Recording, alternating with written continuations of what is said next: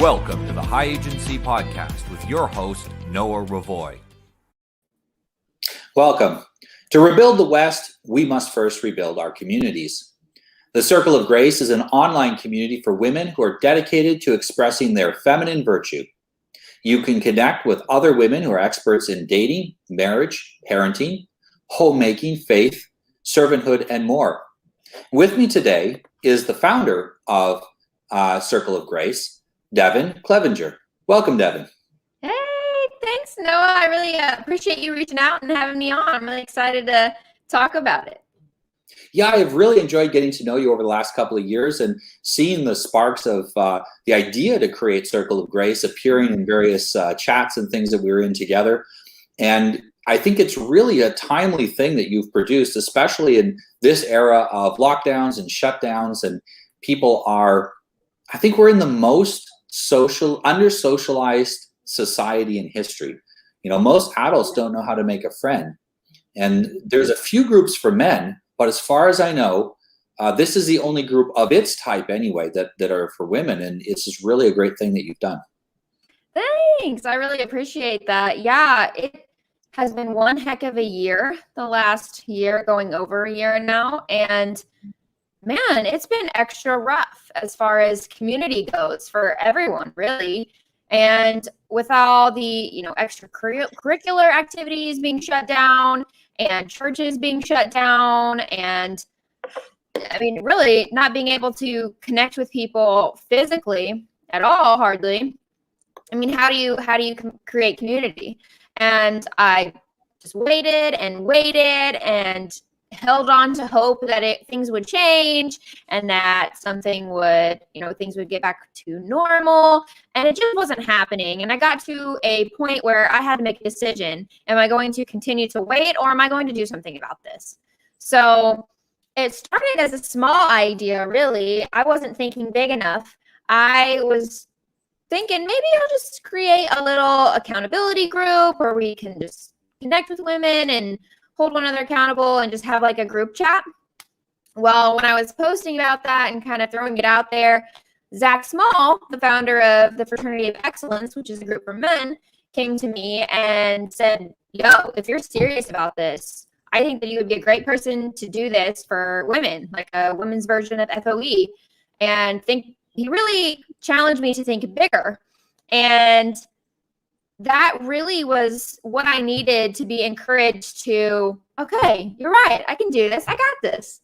So he poured all his wisdom into me in an hour, how he did it, what he did, what I needed, the tools that I needed to get started. And I took it and I ran with it. That day I got started, I built it, I formed the system that I needed to create the community. And then I was throwing it out there, like, who's interested in building this with me? And I attracted a core group of women, and they're the ones who started with me.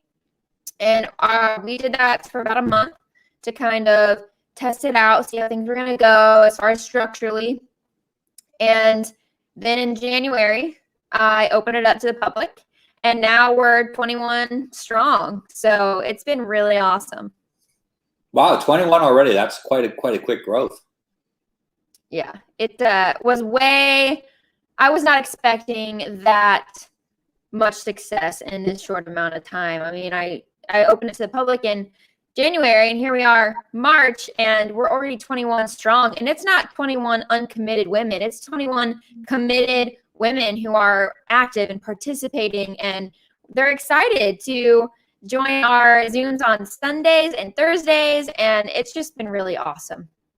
Yeah, I know some of the women that are in the group, and they're women that I have a lot of respect for. So you've really attracted some high quality women, and that says something to your character as well. But it also says to the need for this kind of women coming together. Something that I've been saying for quite a while is that with the loss of traditional communities and culture, we've lost the support that women used to have for each other, and it's a physical support, helping each other out with, kids and different things. Someone gets sick, someone else takes care of their kids for a day while they get better or whatever. But a lot of it is that emotional, psychological support of just listening to each other and helping each other in a way that only women can help other women. You know, we talk all the time about how men need men in order to become the best that they can be. Right. Women need other women as well. There's a lot of wisdom necessary to live a woman's life, to run a house, to look after children, to balance, you know, work and if you have to balance work and domestic things. And we're not really getting that passed down generation to generation. A lot of young ladies, they can't really ask their mother, or their mother, her skills are they're exactly what was needed for 1970 or 80, but they're not what's needed right now in 2021. And so for women to have other women they can talk to and say, this is what I did in this work, this is what I'm doing now, and this is how it's helping me. And to have that chain of, you know, mature women and women on the way and very young women joining as well, really makes a big difference in the lives of women. Yeah, I mean, society has drastically changed. We went from very family oriented, very family focused, to now we don't really have that those family values like we used to. And so when we don't have those strong family units, I mean, that is our community. That is where we're supposed to find wisdom and be poured into. And when we don't have that, it makes it difficult to, I mean, you're on your own trying to figure things out. And the reality is men and women are innately different. I always say that we might as well be different animals. I mean, we are so different. And we live in a culture that's pushing this idea that we're all the same, that there's no difference, that we're all the same.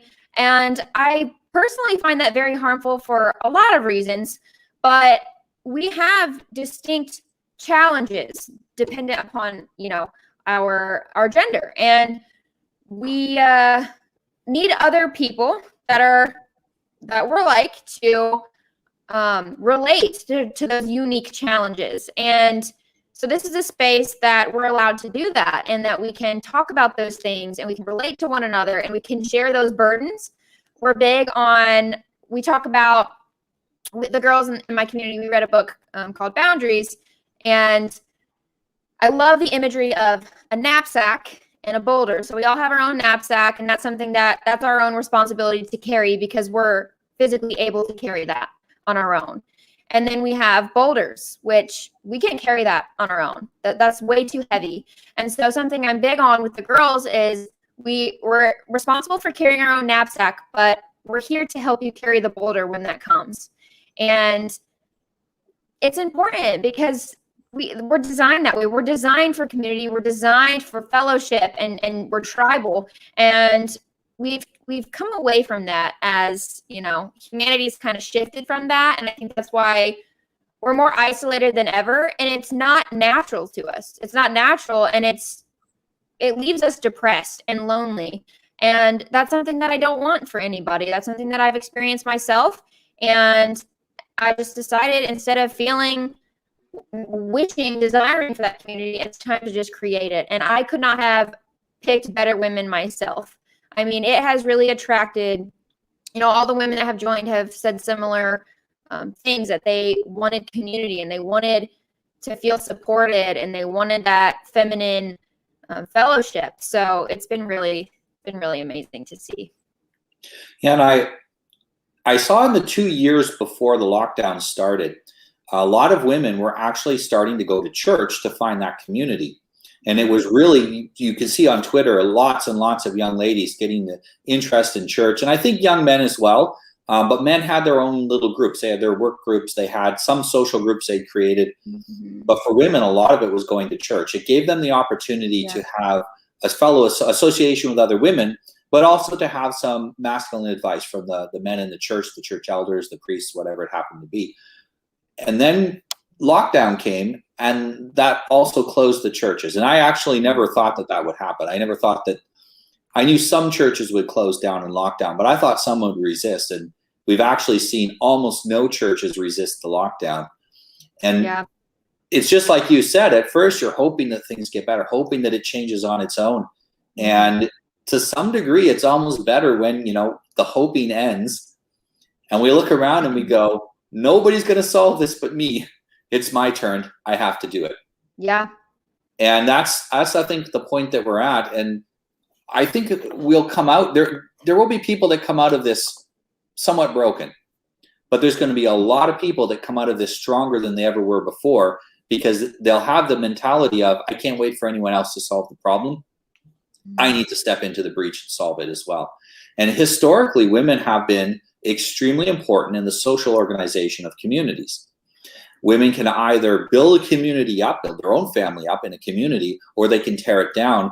And I think we're ending this cycle, almost 100 years of women being used, weaponized. And I don't completely blame women. They have partial responsibility for this, but a lot of women have been weaponized against society and been tearing it down. And what you're doing that and the general consensus I'm seeing in a lot of young women wanting to build society back up again signals, I think, a change towards the role of women changing back to being society builders, social builders of the social part of the community, and not tearing it down. And I think this is wonderful, and it's exactly what we need in this time. That's just super. You even saying those things is very just encouraging to hear that. And it's my heart kind of was just warm even listening to you say that, because we really do, as women, have so much power with our femininity that we can really build up or tear down. And something that the reason that I'm so passionate about this in the first place is because I am really, really big on creating healthy individuals, so healing from any trauma, so that you can enter into a healthy relationship. And then when you have a healthy marriage, then you create healthy families, and then that's how you fix society. I mean, it all starts with the root, and we are that root. And if we don't take the time to heal ourselves, society will never fix itself. It's something that starts with us. And no matter how strong men are, when we marry, for the first initial part of our child's life, they spend almost their entire time with their mother.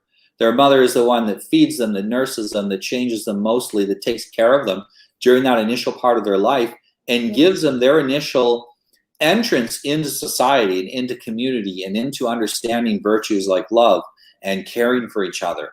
And so we absolutely need women to be in that upbuilding, in that role of supporting the growth and development of society. We often talk about women supporting their husbands, but really what it is supporting the goal of building families and communities, which the husband shares with them.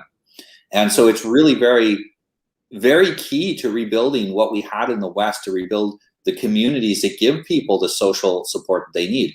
We're seeing a real breakdown in society, and people will say it's because of the lockdown. This is not something that just appeared magically in 2020. Yeah. This has been going on for a long time. We're just hitting a crescendo. And the lockdown highlighted how fragile our society is. Yeah. I don't believe it would have been possible to lock down a society 100 years ago. People would have just said, no way. They would have said, you can't tell me I'm going to not go to church. I'd rather die than not go to church. Yeah. And there have been times in history where that's been the answer. The governments have said no church, and people said, okay, I'm going anyway. And, we'll see what happens. And they've called the government's bluff on it. And sometimes people have paid with their lives. Yeah. And the reason we're not doing that is not just a crisis of faith.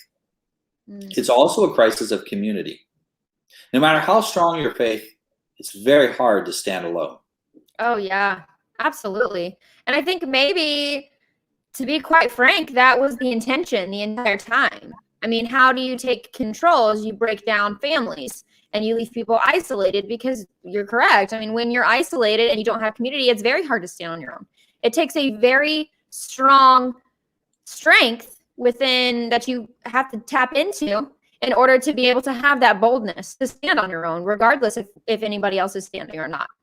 We are 100%, like I said, tribal beings, and we do we kind of go with what the tribe is doing, and it's hard to be the one to step aside and say, no, I'm going to do something different. Yeah.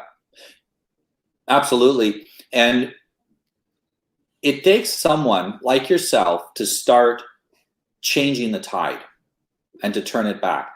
I don't know if you're familiar with the first follower theory. So it's very hard to get someone to do something that's different from the norm, to go against the group. Well, once one person does it, and once they get one follower, and now you have 21 ladies in the group, now it starts to pick up like a snowball, and it grows and it grows. And what you're doing is not unnatural. The women tearing down their own culture and their own societies and being weaponized against their own families, that's unnatural. That required trillions of dollars in propaganda and almost 100 years of effort by those who want to destroy the Western family. What you're doing is a return to nature, a return to natural order, a return to divine order, and you have reality on your side. You have right on your side. And that's a huge advantage that those that seek to tear down society don't have. And so I really see that what you're going to do is it's going to explode. There's this pent up energy of us being controlled and pushed down for a long time. And now that people are seeing that there is another way, we see this explosion of positive energy of people wanting to build up society. I'm talking to people all the time, people who want to join the community that I'm forming here, people that are looking for community, and they're all saying to me, I need a community, I need tribe, I need other people around me. And what's wonderful is to see the humility of people recognizing that they can't be rootless, cosmopolitan individualists that don't really care about anybody, and nobody cares about them anymore. Yeah. You need to have a little bit of humility to recognize that you're better as part of a group than you are on your own. And 2021 has humbled a lot of people in a very positive way. That's great. That's super optimistic perspective, and I love that because I really am hoping that the pendulum starts to swing a little bit. I owe this passion in me to my broken childhood. Honestly, if I didn't have the experience that I had as a child, which was I never had the example of a nuclear family and a loving family and healthy dynamics. That was never demonstrated for me. And I was miserable. I mean, extremely miserable. And I didn't even want to live. And so it's crazy to look back and say, okay, this is where I was at. And I had two choices. I could have continued the cycle, and I could have continued to make the decisions that, those who came before me have made, or I could change things. And I could decide that that is no longer how things are going to be in this line of genes. So it was hard. It's not easy. It's very countercultural. It's difficult because you have to find the tools. That's the hardest part, I think. So I have a lot of compassion because there's so much brokenness. And I think a lot of that is because we didn't have guidance. We didn't have good examples. And so we're stuck in this cycle of just doing the same things or getting worse. And I was blessed to make connections with people like yourself and Leela and David and all of our other Twitter friends, because you guys truly were a positive example that I was desperate for in my life. I was seeking that, and I needed that. I was hungry for that guidance because I didn't have it. So I was blessed that God put the right people in my path at the right time, and now I am where I am because, holy moly, I feel like I'm in the promised land, and glory be to God, because it just blows my mind every single day. But that's what I want for people. I want people to say, you know what, just because this is how it was and this is what I experienced, it doesn't mean that's what I have to do. That's not what I have to continue. Your past doesn't define where you go in your future, and you get to decide, and understanding you have that power is incredible. So getting to that point is really what I want for everybody. Absolutely. And, your story is fantastic. A lot of people will tell me, oh, well, it's easy for so-and-so, because they'll always assume that someone has their life quite well put together, that they don't see that that's the end result of a process. They just go, well, I'm sure they had it easy and everything is good for them. But I've looked at the terrible things that have happened to me. And you had a very difficult childhood, a traumatic childhood. And basically in your late teens, early 20s, you were slowly killing yourself. Your life was not healthy. It wasn't sustainable. And you have really made change. Even since I've known you, you've really blossomed into a fantastic young lady. You've even got married. It's really been a massive change, and you can see it by looking at you. I see it in your smile and the happiness in your face. And that's something that it is, as you mentioned, it's the process partially of meeting the right people and getting their influence. And it's hard to do that right now. If you don't know around you who can influence you well, what do? Join a group like Circle of Grace. There are people near you who can help you, but you probably won't find them on your own. If you join a group, if you're a man, join like one of the men's groups like Fraternity of Excellence that I joined as well. Even though, I've got my life together, I still went and joined a men's group, because no matter how high you are, you can always work up and improve yourself a little bit. You can always keep improving. And if you are a man who's got it together, go out and help some other men who don't. And the same for women. Don't just join it looking for something. Join it and think about what you can contribute to the group as well. Absolutely. And I think that's one of the fantastic things about these groups. They offer something for everyone. You have, no matter who you are, you have something you're good at. You have somewhere in your life that you have competencies that you can share with the group. And in exchange for that, they share their competencies with you. And this is one of the reasons why we really can't be individuals. We can't be good at everything. No. We need mentors. And I have mentors that aren't even, if I want to ask questions about business, I go one place. I go another place for like cryptocurrency questions, or another place for relationship questions. And even though I'm a relationship coach, I still go to people that I trust to ask questions, because, I don't have the hubris to think that I'm perfect. We strive a little bit towards it, but we're never going to get there. And having that group of people around us that can help us is fantastic. And I hope one day you can do a real in-depth about your story, because it really is a fantastic story. And I think it's going to be very encouraging for people to hear that one day. Well, thanks. I appreciate that. And yeah, like you said, we can only get so far on our own. I mean, you really can't. You can only get so far, and then you're kind of stuck. And I love to see people win. I do. I love to see people win. I love to win. And the best way to do that is to do life together. Like, we play off of one another's strengths. And I always talk to the girls about, you're going to add value to people's lives, and you're going to receive value from other people. And that's just how it is. And if there's somebody who comes in and they don't want to add value, then sorry, you don't get to be a part of this, because this is something that is a team effort, and we have to put in effort into all of our relationships, right? So if we're not putting in effort, then what are we really doing? Yeah, I found for myself that being in male groups actually made me a better man, in part because I would have to usually I take somewhat of a leadership role. And so I can't go, I don't feel like maybe eating right or exercising or something that I need to do, or I feel like being short with my kids or slacking off in my responsibilities as a husband. But then I think to myself, no, I've been telling other men that they need to take care of their health, and they need to take care of their relationships, and they need to be calm with their kids. And I can't be a hypocrite. Yeah. And if I was this guy all by myself, I could, hide my sins, so to speak. I could just say, well, no one's going to know. Mm-hmm. No one's going to know. I'm just going to hide it. But when you're a part of a group, especially if you're taking a responsible, and that responsible doesn't mean that you're somehow at the top of the group. It might mean that you've just come and made a public statement that this is good for you and this is how you should behave. Then you're taking a stand of how you're going to behave as well. And it really drives us as men to honor the words that we're saying and to speak things that we actually believe, but then also to act on those things. And I think with women, it's the same. You get into a group and you help other people.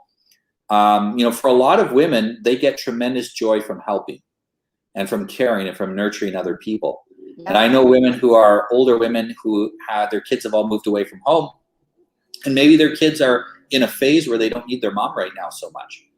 Yeah. And she can take some of that mothering energy and go and help other women that do need help at this time.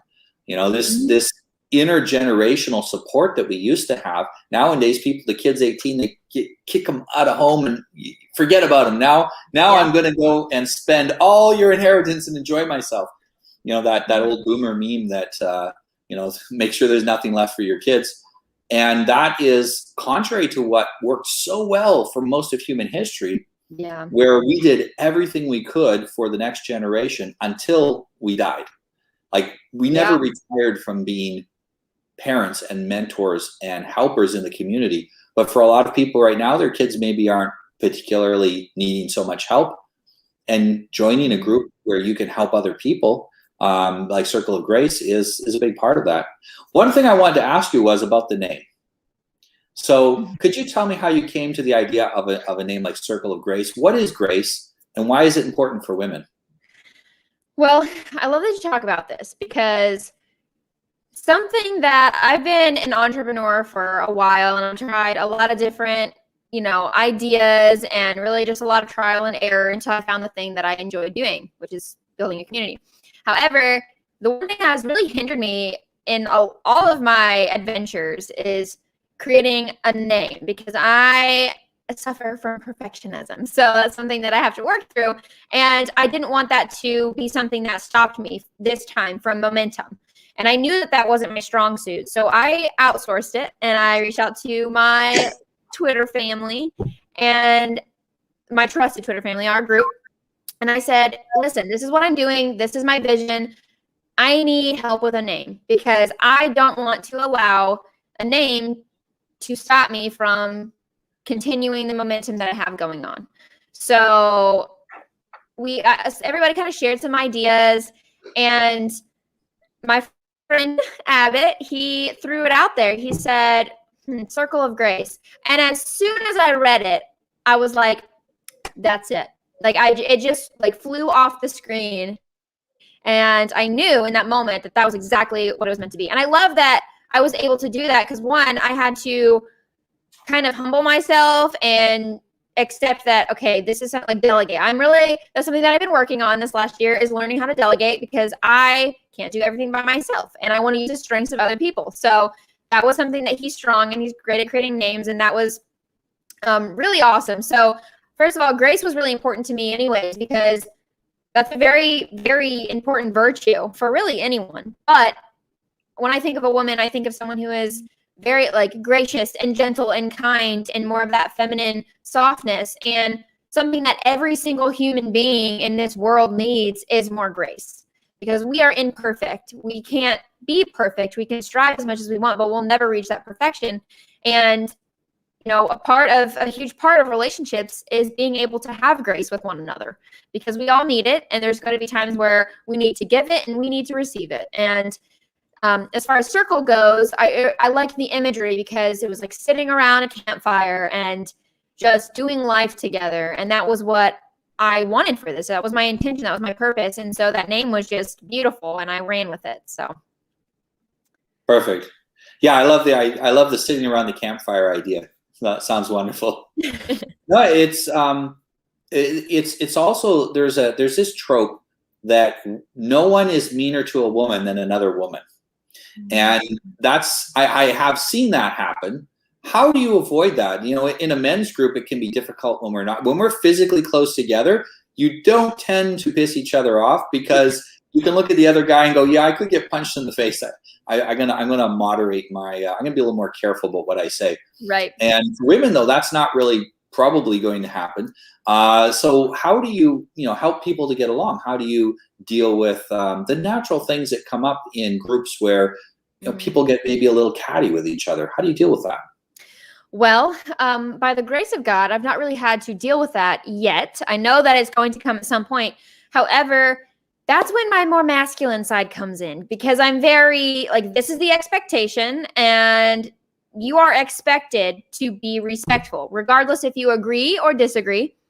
That's welcome. Differing opinions, different values even are welcome. However, the expectation is respect.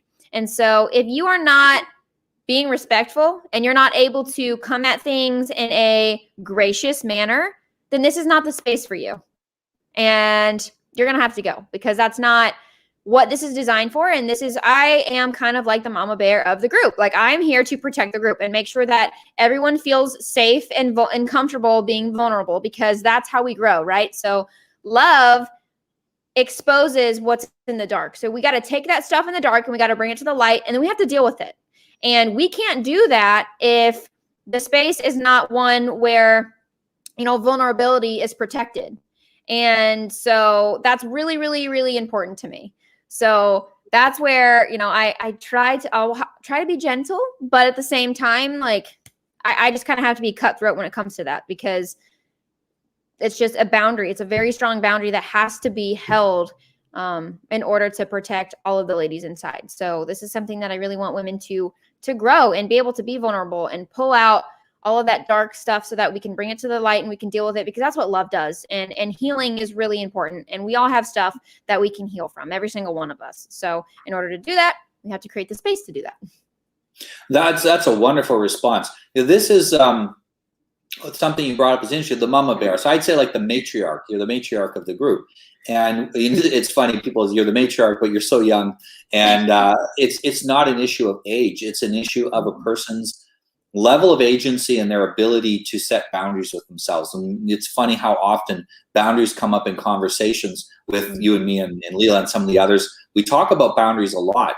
It's everything. Probably because that's something we're really working hard on helping the world to have. I work hard helping men to develop boundaries, and you probably have the same thing with the other women. And when you have a group of women that's not getting along, it's almost certainly because there is no matriarch, and the members of the group don't understand how to have healthy boundaries with each other. Right. And so that's a real key to making groups work. Because I know a lot of people watching this might say, "Oh, I've been friends with women before. I've joined women's groups before, and it never worked out." And that's because there was no matriarch. There was no boundary setting there. Right. And you have said this is like your masculine side a bit, but in a way, it's the motherly side. Mm. I think sometimes we underestimate the strength that mothers have for setting boundaries. And, some mothers, they may not be as good as others at setting boundaries, but that capacity to set those boundaries for their children, mm-hmm. and as they get older, even for their adult children, because it used to be the older ladies of the community that were important in you could say, the moral policing of the community. They were helping the young women make good decisions. I remember walking around with my wife in her community, and the old lady stopping and taking a look at me and going, "We don't know you. You're not from this village. Tell us about yourself," and like really grilling me because they were concerned about my wife. They're like, we like this lady. We want to make sure that she's picking a good guy. And that's, the matriarchs of the community, they have this important responsibility. It's not always an age thing. It's really, like I said, that ability to set boundaries. And it's fantastic. I think that's something that women that want to join, they can know that there's going to be a woman there to help them with that boundary setting. And that's the way you learn to be good at boundary setting in your own life, is being around people who set good boundaries. Yes. Amen. Absolutely. Yeah. And I'm huge on boundaries, because that is something that made my life miserable when I was younger. So I had that traumatic experience as a child, right? And then I became an adult. Now I'm in a situation where I'm no longer suffering that abuse, but I'm still allowing it to continue because I didn't know how to have boundaries, because nobody ever taught me them. I didn't have that parental guidance. Let's have boundaries. I'm going to respect yours. You're going to respect mine. We're going to have them, and that type of thing. It was just constant disrespect and belittling and just so much like drama and chaos and negativity. And so I never had, I didn't know how to set them. I didn't have the tools. And if I don't have the tools to learn how to set boundaries, how am I going to build the fence? And so when I finally met people who had great boundaries and they taught me how to have them and gave me that perspective and gave me the tools, then I could build it for myself. And then I did build those boundaries. I built that fence up and I said, actually, this is mine and that is yours. And you can't cross those boundary lines. You can try. If you do, then that just means you no longer have access to me. And that was something totally foreign to me. But setting boundaries literally changed my entire life. And when you learn that you are allowed, not only allowed, but you should set boundaries, that changes everything, because then you have the power, you have the control. And I think that that's something that society really struggles with, because we suffer these traumatic experiences and we have these families that don't set boundaries and we don't learn those tools. And so it's just constant unhealthy relationships, and it just furthers that trauma. So setting boundaries is everything. It's so important. And I think you're right. Associating yourself with people who have strong boundaries enables you to have that space to learn how to respect others' boundaries because they make it clear, like, these are my boundaries. And then by them setting those boundaries, and you kind of learn, okay, now I know their boundary lines, and now I have to figure out what are mine. Well, you even learn that it's morally acceptable to set boundaries. We live in this society that really wants to manipulate us and undermine our agency, and making it difficult or embarrassing to set boundaries is one of the ways they do that. You know, if you say, hey, I don't want anything to drink tonight. And oh, just have one drink, No, just have another drink. You know, whatever it happens to be your boundary. Or if it's dating and someone says, oh, I don't want to have sex before marriage, and everyone pushing them, you know, as soon as they find out they have a boundary, everyone wants to push over your boundary. And this is, you know, that's at the peer level. But at the societal level, we get all of these messages from the time that we're children. You have to share your toys. If you don't share your toys, then you're not a good person. No, right. This is not a toy. I'll share it if I want. I don't have to share it. I always told my kid, do you want to share your toys with that kid? Because, you know, that's a good way to make friends. And he's like, no, I don't really like that kid. I don't want to make friends with him, so I don't want to share toys with him. Okay, maybe the next day they like each other. Who knows? Because, you know, right. Kids are like that. One day they don't want, and one day they don't. But you're setting the message for them that the boundary setting is personal. It's up to them. No one's going to be able to set those boundaries for you, and you're not going to be able to set them for anyone else. This is something that is, I think, difficult for men who are starting to develop their patriarchal sense, their sense of wanting to protect their women and their children, and they want to start setting all the woman's boundaries for her. That doesn't work. She might agree to it, but that doesn't mean it's going to work. You know, helping your wife to set her own boundaries with the people in her life, let's say with her own family, for example, you need to help her set those boundaries, because we can only set the boundaries for us. And you said it perfectly. I'm not telling you what to do. I'm just telling you what I'm allowing you to do to me or not do to me. Right. And then if you pass that, you just don't get to have me anymore. I can't be in your life. And that's really the way it is. It's not about commanding other people or controlling other people. It's about having a huge level of control over ourselves. Right. And that really is an essence of agency, of learning to be masters of ourselves, is to know what we will and will not accept. But people who don't have those boundaries, they're easy to manipulate, which means you can sell them whatever you want. You can control them with whatever laws you want, because they don't have boundaries. Oh, it's just 2 weeks, just 2 weeks. And so everyone marked in their calendar, 2 weeks to flatten the curve. Oh, in 2 weeks, I can go back to normal. Oh, it's 2 more weeks, 2 more weeks, 2 more weeks. That's because society doesn't have sufficient boundaries. And a lot of people, they sit there waiting for someone else to create boundaries for them, because they don't know how to do it on their own. Right. That's so true. I mean, we really do. And I think about this very often, actually. I think our biggest problem, if not the most, the top 3, is boundaries, a lack of them. We really lack boundaries. And I know that I did. I continued my suffering because I didn't have any boundaries set. You know, even after I was removed from step 1 is removing myself from the situation, which I did once I was an adult. But then I didn't have any boundaries. So I continued to allow the abuse to continue because I still allowed them to have access to me. And so nothing changed. It stayed, and I was in this perpetual state of suffering. And I think a lot of people are in that perpetual state of suffering because they don't have boundaries. And there is a better way. It doesn't have to be miserable. You don't have to be miserable, because you can set boundaries, and it's okay to do that. Because, you know, we always want to talk about self-love, you know. Okay, well, self-love requires boundaries. If you truly want to love yourself and value yourself, you're going to have to learn how to set boundaries, and not just set them, but hold firm to them. Because you can verbally say, oh, well, these are my boundaries. And if you tell someone, oh, well, this is what I'm okay with and this is what I'm not, and then they cross that boundary and you allow them to continue crossing that boundary, then you don't really have a boundary. You just have a nice idea of what you think a boundary should be. Like, it's not about just setting them or creating them, but it's setting them. And your actions need to align with what you're saying. So if you say, you know, I'm not going to allow you to speak to me in a condescending way, and somebody speaks to you in a condescending way, and you don't nip it right there or stop allowing them access to doing it, they're going to continue to do it. And then you're still stuck. You're still stuck in that situation. So if we do it to a child, we understand that if we say that these are the rules to a kid, okay, you can't have any cookies until you've eaten dinner. Mm-hmm. And then we allow the kid, and my son, the first times that he gets told he can or cannot do things like that, he will go, oh, and he will get up and he will walk and he's looking at us and he'll reach towards the cupboard where the cookies are and I'll go, right. What did I tell you? No cookies. Right. I'll go and put them where he can't reach them. Right. You just can't do this. And he's not trying to figure out, can you get cookies? He's trying to figure out is, do I have real boundaries?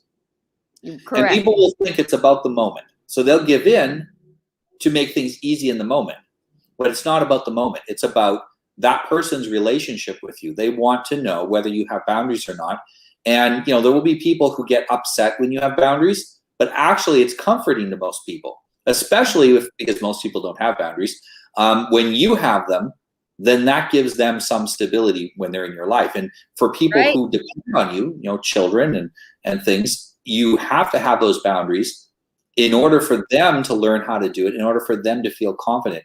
My son came to me and he says, please, Dad, you have to explain to me when I'm doing things that are irritating, because I don't want to grow up to be irritating and not have any friends. He says, and I can't tell. He says, I don't know that I'm being irritating. You're going to have to tell me.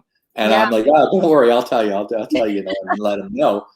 And I set those boundaries, and, I don't set unnecessary boundaries. Right. I don't set unnecessary rules. And I think we need to do that with our friends as well. We need to, be conscious that people are different. And one of the things we have to understand too is boundaries are not about what they do, as we mentioned earlier. So it's not like, here's the boundary. You must do X, Y, and Z. No, right. The boundary is you can't do this thing to me. Right. 100%.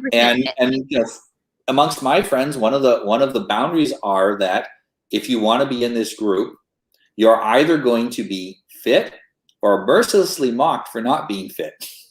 And if you want to be in the group, this is the deal of being in the group. This is the boundary of the group, because we want to help you not be the weak one in the group.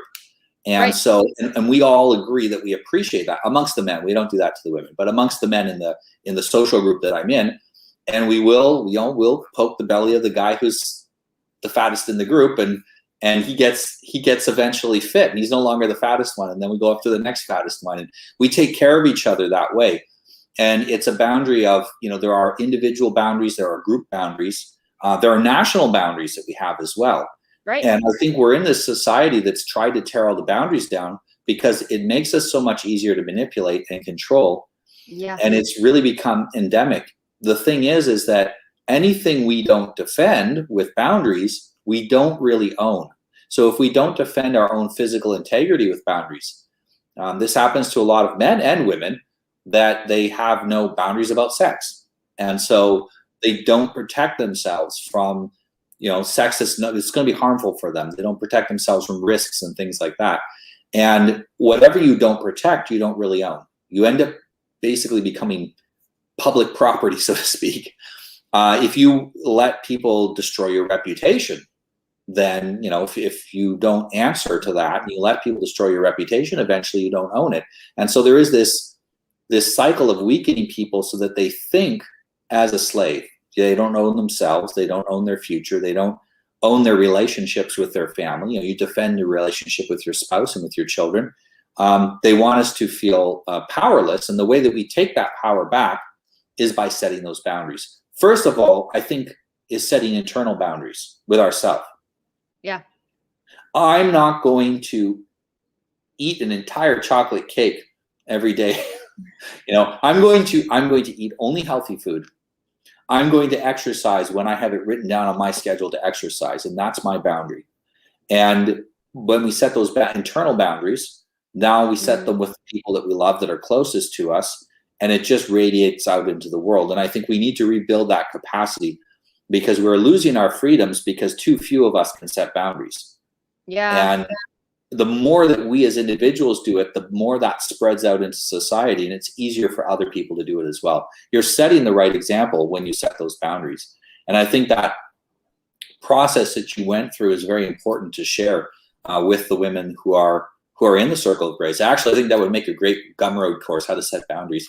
But I've actually been thinking about that, because that's something I had to stop and think about. Okay, what is it that I can teach other people? What is something that I can do that will add value to other people's lives? And I was like, man, I'm the boundary queen. Like, I am the boundary queen. And I didn't used to be. I really didn't. I used to be just ran right over. And I was easily manipulated. And I was miserable. And I hated my life. And so now when I think back to it, and I've been meditating on this a lot this week, actually, is the fact that what really changed my life, like what really got me from point A to point B, and quite frankly, was boundaries. Yes. It's something, it all comes down to boundaries.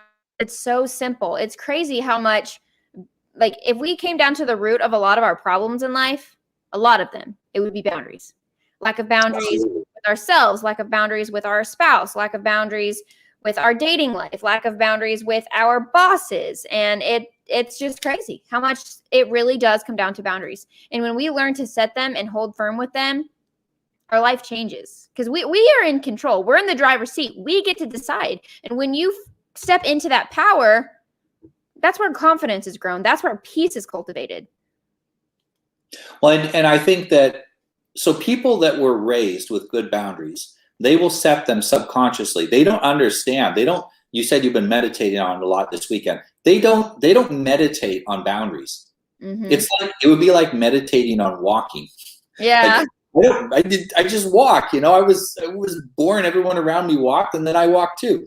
But imagine if you hadn't been able to walk well as a child, and you had to go through therapy and learn how to walk, and now you're an adult and you studied walking very high, to a high level. Well, maybe now you're going to know more about walking than anyone else, even though you started out way behind the 8 ball, so to speak. And so you started out with no boundaries, and you had to study the process of making boundaries because it wasn't natural for you. It wasn't something that you inherited. And oftentimes the people who don't inherit this wisdom but have to go seeking for it, they actually have the greatest mastery of it. And especially since you're verbalizing that you recognize boundaries are so important, but you've come to that conclusion quite a while ago.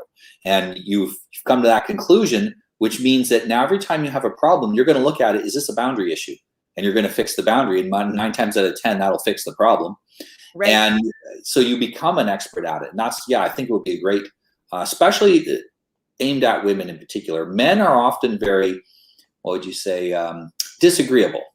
And because we're more disagreeable, we set boundaries, not always consciously. They're not always the right boundaries or rational, but we'll set some boundaries. Don't mess with me because I'm disagreeable, and not necessarily because they're rational. I think women, because they tend to be more agreeable, they need a lot more help with that boundary setting. And it really is a process. You said you spent a lot of time meditating on it. And I think that's something that people don't understand with boundaries is it's not something you come up with in the moment. So the person decides they're going to push, they're going to treat you poorly. They're going to be condescending to you. We'll use your example. You don't decide in the moment that they're condescending to you that now you're going to set the boundary. Right. You have to think that in your head before you hopefully even meet the person. You're going to think that I'm not going to be treated that way. I'm not going to treat myself, because we often condescend to ourselves too in our mind. I'm not going to treat myself that way. I'm not going to let anyone else treat me that way either. And it doesn't matter who they are. Right. And then when it happens, our reaction should almost be a reflex. So we've done all the thinking already. We've programmed, so to speak, in the parlance of my system of preparing yourself for these things. I call it programming. You have a program of how you're going to react to that. And when you get in the situation, you don't need to do a lot of thinking. Your subconscious mind just takes over and says, hey, you were condescending to me, and this is how I'm going to respond. I'm going to let you know that I don't accept that kind of behavior. And that becomes an automatic response. And once we automate these kind of responses, we're going to, it's like when you go to school and they say the first thing you want to do is punch the biggest bully in the nose. And then after that, you don't get bullied in school. And it actually works. I tried that when I was a kid. It does work. And you get beat up. But after that, it works. And, setting those boundaries with the people that tend to push them, because every group, there's somebody in the group that's a real boundary pusher. Yeah. It's always somebody.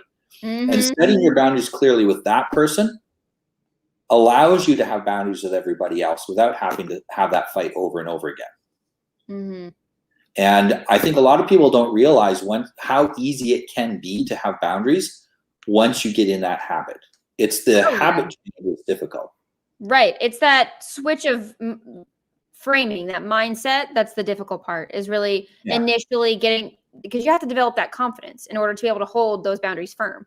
And so that initial is difficult. But then after that, autopilot, like, this is the expectation. It's black and white. It's crystal clear. This is how I live my life.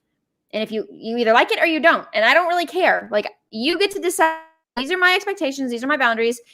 If you want access to me, then this is how the expectation that you'll treat me. And if you don't, then you really don't want access to me anyway. So it's very simple, but it really helps you become, instead of reactive, more responsive as well. Because, for example, if you set a boundary that I'm no longer going to allow someone to raise their voice to me, right? So, and now, instead of when somebody raises my voice, I get pissed off and I start yelling and I escalate to match their energy. Now I'm going to acknowledge it and say, I'm not allowing myself to raise my voice, and I'm not going to allow someone to raise their voice to me. So I'm just going to dip out of the situation and I'll walk away.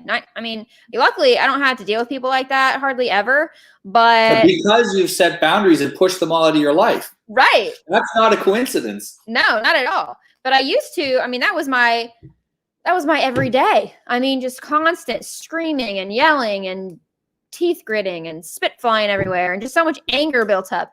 And I would get pissed off. I would start, and I was a stubborn kid. I was not someone that you could talk to like I was nothing and then me not say something back. So I was very reactive, and I would get angry and I would raise my voice and I would do the same thing.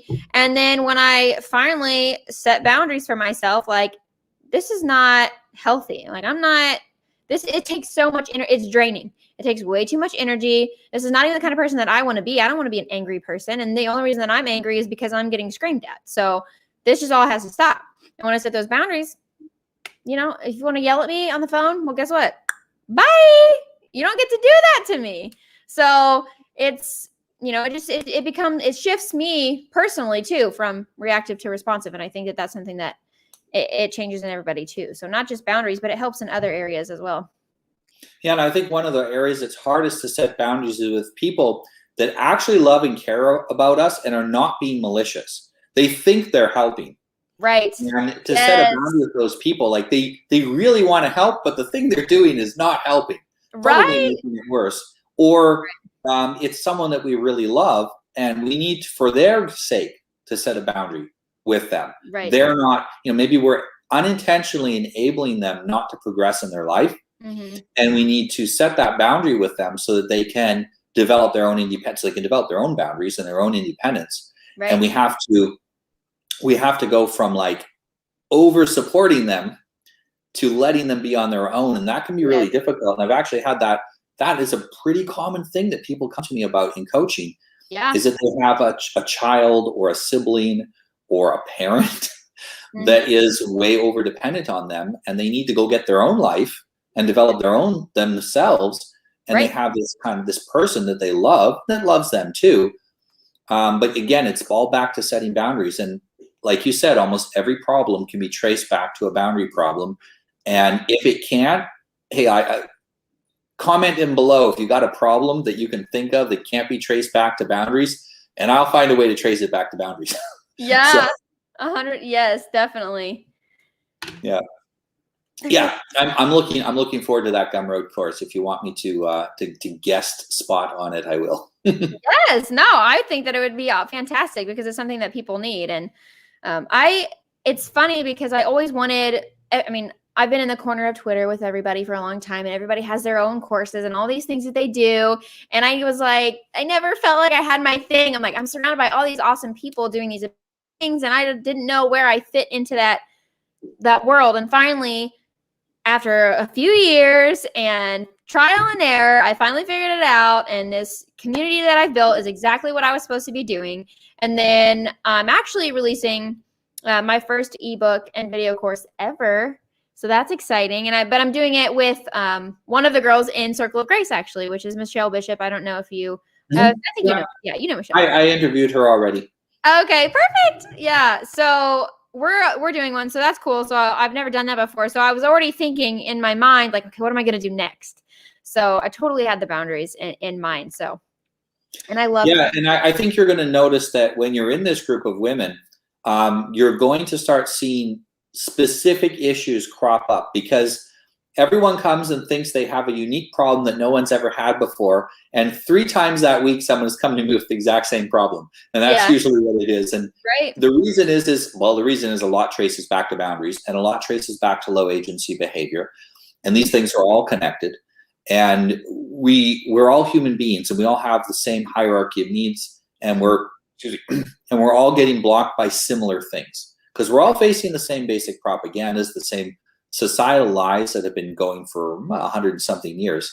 And the way that we get out of that is by joining up with people who are making their lives what they want it to be, who do set good boundaries, who have high agency, to create a women's group and get a bunch of women together to get along together.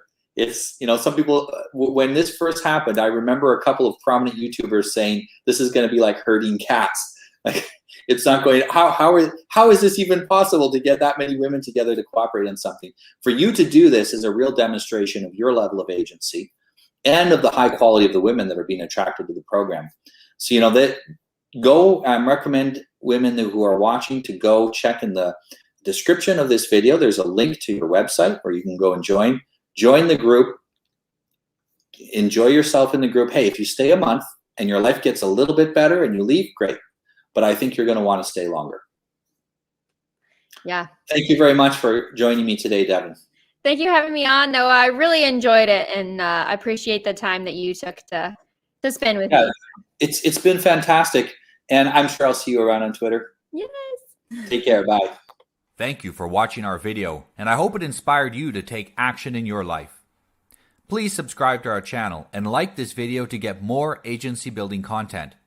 The real secret sauce is in our newsletter. Click on the link in the video description below to sign up. I promise I won't flood your inbox, and anything that we do send you will be of high value.